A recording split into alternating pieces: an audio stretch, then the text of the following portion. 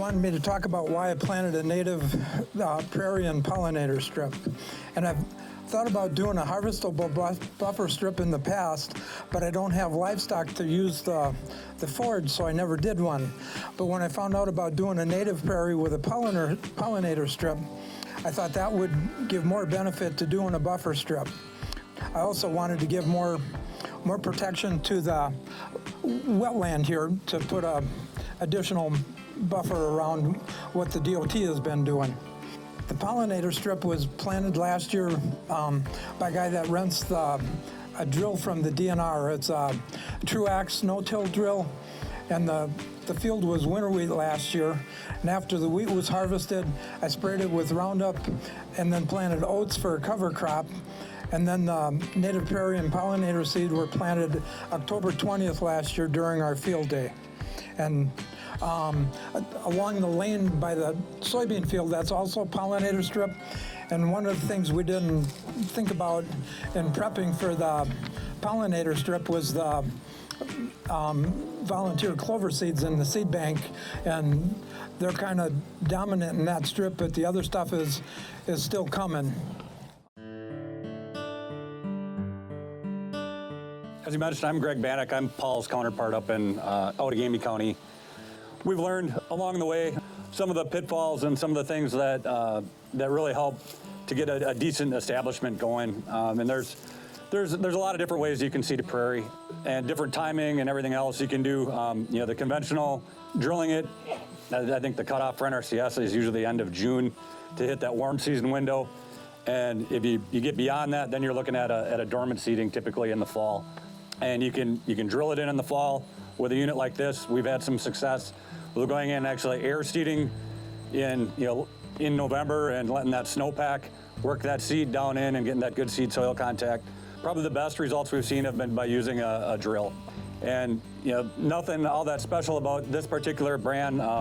Dale mentioned that DNR had a Truax drill. This particular unit, it has the back box is set up that it can handle fluffy seeds like your bearded grasses and whatnot. It's got a small forbs box on it for metering out the forbs, and then it's got a bigger box in the middle. And what we've learned is that we could take those back two boxes off. Even though it's designed to handle those forb seeds are so tiny that it's hard to meter that sucker down enough to get them out and spread them out over your whole planting. And as expensive, if anybody's put in prairie seed, you know how expensive that stuff is, and you don't want to run out $1,000 worth of seed in the first half acre. What we've kind of learned through trial and error is that we use a carrier in the big seed box. I've heard of different people using different things. We use oats. Oats, you can find it, it's readily available. We've used bin run oats, we've used seed oats, but typically winter kill, and it's a really nice carrier for that prairie seed. So we can set the unit for whether we're planting 30 pounds of oats, 50 pounds of oats per acre. We'll weigh out the prairie seed, mix it in with the oats, and we just plant per that rate. The biggest trick is to make sure that your planting is shallow enough. I mean, it's really easy to, on a no-till drill, to bury that sucker, and if you get it beyond a quarter of an inch or so, warm season grasses, they need that warm soil temperature to germinate and thrive. So you really gotta make sure you're in that top quarter inch of soil. The biggest thing is you just want that seed soil contact. So wavy coulters help clear that seed path. You get that seed to drop, and then the closing wheels just kind of press that seed down. We've had pretty good luck with it. Site prep is the biggest thing. We got a list of landowners, and for whatever reason they thought they were gonna get a nice clean seed bed, so they went out and they tilled their field before we got there. We'll basically tell them to plant a cover crop in it, and we'll be back next year, because the only thing they're really doing when they tilled that up is they just exposed all of the weed seeds that were in that soil there, and you're going to have a prairie seed that's going to be fighting with all those weed seeds. So ideally, after a cover crop, spray it down, kill it, and we can no-till right into it. That's about the best case scenario. After beans, after wheat still works good. Some sort of a crop that we're no-tilling into, it tends to work the best. They take time. The first year you're going to see some of the early stuff, like out here you see the black-eyed Susans. They're the early one to pop. And like a lot of the other forbs, they might take 2-3 years, some 4 years before you start seeing them. So it's really important to be patient with this stuff, because it's not like a regular commodity crop. You're not going to put it in the ground and it's going to pop. Patience, that's the key. And then the other thing because the cool season grasses are going to start working back in once, your Roundup and your thatch is going to work for just so long, but you're still going to get some weed competition. So the first year, usually at least twice during the year, we recommend mowing it. Mowing it down, getting those cool season grasses down so that the soil stays warm and those warm season plants can thrive and start to outcompete the cool season stuff. Second year, at least once, sometimes twice, and by that third year, it's starting to, a lot of those warm season plants will start to outcompete the cool season stuff. The plants are native to the area. They're going to do well. You don't have to fertilize them. They're going to use what's in the soil and take off on their own. And with time, as they get thicker, you'll see less and less weed pressure, and eventually you'll have a pretty cool looking prairie.